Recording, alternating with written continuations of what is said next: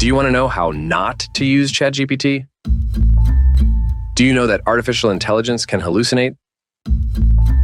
Do you know that 2 New York lawyers were sanctioned because of AI hallucinations?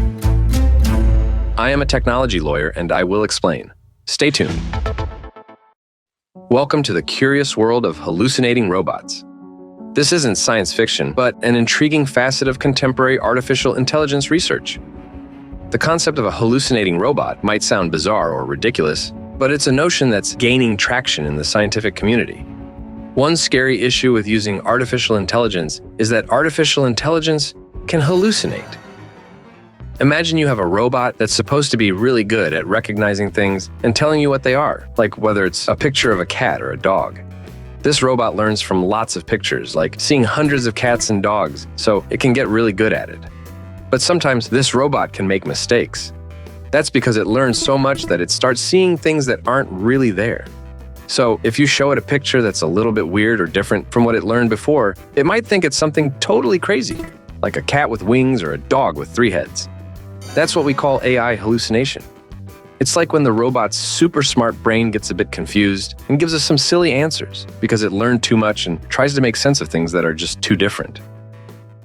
AI hallucination is the phenomenon where an AI system generates text or images that do not accurately represent the input data or reality. These text or images may appear realistic, but are entirely fabricated by the AI system. Legal considerations surrounding AI hallucination often revolve around issues of intellectual property, liability, and potential harm caused by inaccuracies or misrepresentations in AI-generated content. When an AI system creates things that aren't real, like pictures or stories, it can cause legal problems. For example, if AI generates text that spreads false information, it could cause harm. You can even cause harm to yourself. One interesting story is, in 2023, 2 New York lawyers got sanctioned by a federal judge after they presented several legal cases to the judge to argue a legal issue. The lawyers found those cases by using ChatGPT, and ChatGPT told them that the cases were real. But guess what? The cases did not exist. ChatGPT literally made them up. ChatGPT hallucinated and produced fake cases with fake legal analysis. The federal judge who sanctioned the lawyers wrote in his opinion that, although technological advances are commonplace and there is nothing inherently improper about using a reliable artificial intelligence tool for assistance, the lawyers abandoned their responsibilities when they submitted non-existent judicial opinions with fake quotes and citations created by the artificial intelligence tool ChatGPT. It was not a very good idea on behalf of those lawyers not to check that the cases actually existed, but that's a whole different story. Another real-life court drama involving AI hallucinations occurred in Canada. A Canadian airline had to refund airfare to its customer after its hallucinating AI chatbot had given the customer some completely made-up airfare information. A Texas federal judge now requires every lawyer to sign and file a mandatory certification regarding generative artificial intelligence. The judge's rule says that all attorneys appearing before the court must file a certificate attesting either that no portion of any filing will be drafted by generative artificial intelligence or that any language drafted by generative artificial intelligence will be checked for accuracy using print reporters or traditional legal databases by a human being. The judge noted that while attorneys swear an oath to set aside their personal prejudices, biases, and beliefs to faithfully uphold the law and represent their clients, generative artificial intelligence is the product of programming devised by humans who did not have to swear such an oath.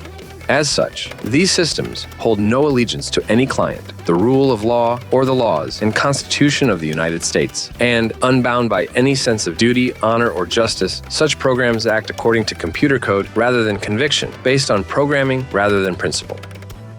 I absolutely love what the judge said. Also, here's what a law professor from Arizona recently wrote. As you may be aware, ChatGPT has vision problems. It apparently has been ingesting ketamine, or LSD, because it hallucinates and can see things, including cases that are not there. Most impressive is the conviction with which ChatGPT speaks. It does not just give incorrect information, it also communicates in such a convincing and articulate way that you want to believe it. ChatGPT is not unlike a cult leader who gains followers on the strength of charisma alone. There are many examples of ChatGPT being just plain wrong, and unfortunately, no one can sue it for malpractice, at least not yet. I'm sure some creative lawyer will figure this out. Have you ever experienced any situations involving AI hallucinations?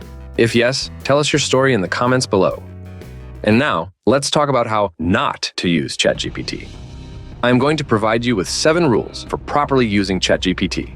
The way not to use ChatGPT properly is to ignore any of these rules. 1. Cross-reference the ChatGPT's responses with reputable sources to verify accuracy. 2. Provide clear questions or prompts to help ChatGPT understand what you're asking for and reduce the likelihood of misinterpretation. 3. Set realistic expectations. Understand the limitations of ChatGPT and recognize that it may not always provide perfect or complete answers. 4. Provide feedback to ChatGPT when it generates inaccurate or nonsensical responses. 5. Avoid leading questions.